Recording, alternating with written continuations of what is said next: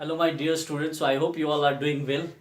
So today we have to study the next chapter, chapter number 6, that is market mechanism. Okay, so here we have to understand the concept of market mechanism.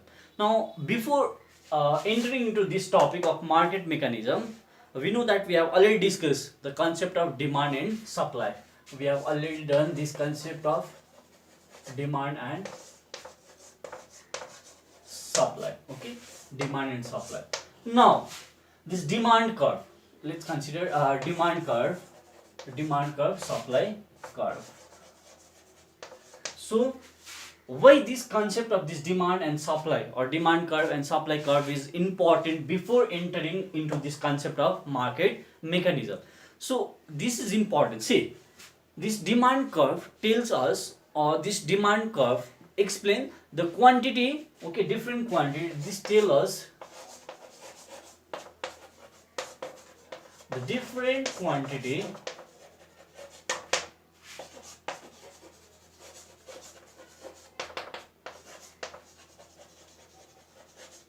demanded by consumers at different prices. Okay, so this demand curve gives us the idea about the different quantity demanded by consumers at different prices. Similarly, this supply, okay, supply curve also tells us the different quantity, different quantities supplied by the producers at different prices. So we have seen that in demand refers to the quantity of commodity that consumers are willing to purchase at different prices. Okay, so that is your demand. And next one we have supply. So supply refers to the different quantity of commodity that producers are willing to offer for a sale at a different prices. So here the concept of demand and supply is important, because in order to determine the price, okay, the price is determined with the help of these market forces of demand and supply. Now why this chapter is important? Because this only demand, concept of demand and supply, yes, they will say that the quantity will different quantity demanded at different prices, supply, okay, the different quantity being supplied at the different prices, but it will not tell us the actual price, that what price will be or what price should be. So that, okay, the determination of price is important, and that determination of price is the main subject matter. Okay, determination of price is the main subject matter of this chapter, market mechanism. Now how that price is determined? So price is determined with the market forces of demand and supply. Okay, we can determine the price of a commodity with the help of demand and supply. We know that demand curve is downward sloping and supply curve is upward sloping. So this intersection point, okay, the intersection point of this demand and supply will gives us the equilibrium price. Now before moving to this market mechanism, there are a few basic concepts and we need to understand the basic concept. First one we have equilibrium, okay, next one we have equilibrium price, next one we have equilibrium quantity, we have disequilibrium. So we will discuss one by one this concept. So first we'll move to the equilibrium.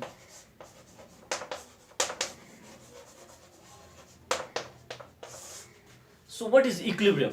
Equilibrium in general sense, in general term, what we say that equilibrium is the state, okay, state of balance. State of balance means when the two forces are balanced. Suppose say this is a pen, okay, and when I am keeping this pen in this position, means the pen will not fall down until and unless both opposite forces are balanced together. Or when suppose say one side the weight of pen is increasing slowly, then what will happen? There will be the chances of falling the pen. That means when both the forces are balanced, when both the forces are balanced, then that situation is called equilibrium. Now in economics, what is this equilibrium mean? Equilibrium means when the two opposite forces of demand and supply, okay, when two opposite forces of demand and supply are equal. That means when quantity demanded, we can say that the equilibrium refers to the situation in which quantity demanded of a commodity is equals to the quantity supplied. Okay, when quantity demanded and quantity supply are equal, we can say that the situation is in equilibrium, or that situation is called equilibrium. That means when quantity demand and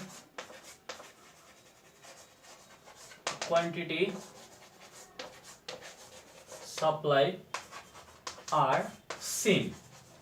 That means in market, suppose a quantity demand is 45 units, 45 units of commodity X, and quantity supply is also 45 units, and quantity demand is also 45 units. So see, quantity demand, okay, quantity demand, this quantity demand is also suppose say 50 units, 50 units, and this quantity supply is also 50 units. Now you can see that quantity demand and quantity supply both are same, that is 50 units, 50 units. So in that situation we can consider as equilibrium. Okay, now next one, equilibrium price. So what is that equilibrium price?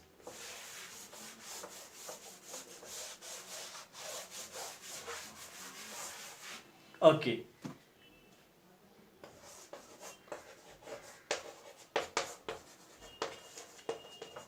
equilibrium price. So what is that equilibrium price? Equilibrium price refers to that price at which, okay, it refers to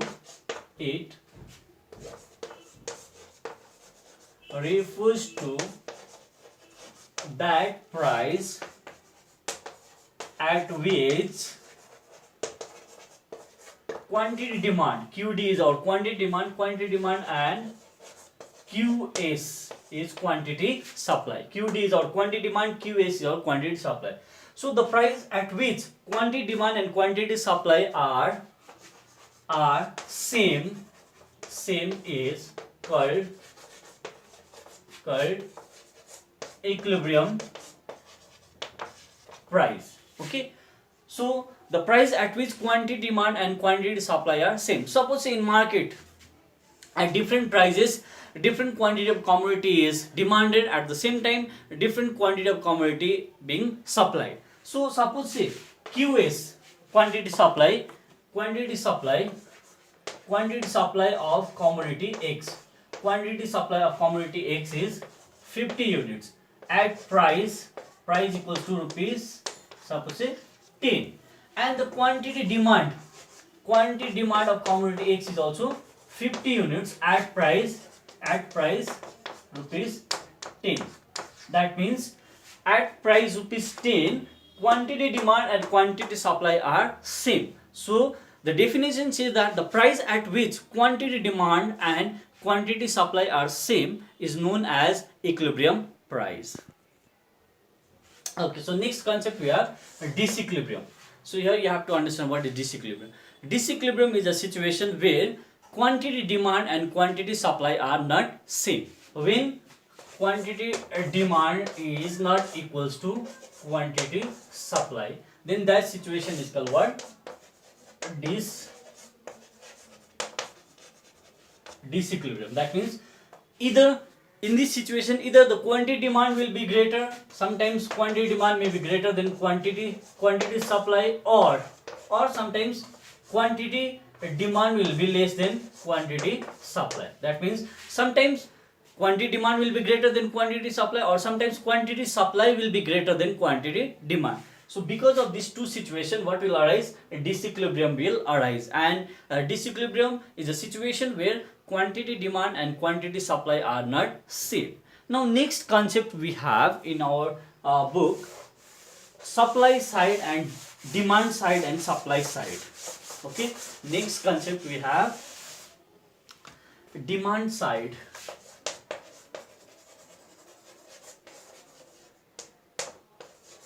and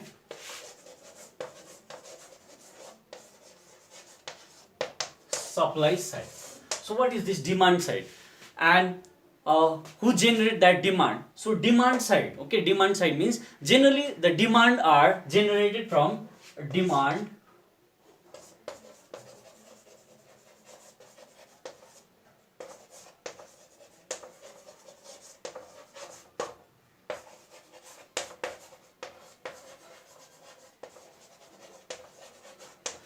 So demand are generated by consumers. So why do the consumer demand goods? Consumer demand various type of goods and services to satisfy his wants or to maximize the utility, because whenever they consume different goods and services, that all poses some level of satisfaction. So when they consume, when they use that commodity, they will get some satisfaction. So generally this demand is arises from the consumers. That means consumer are generating the demand. Similarly, this supply side.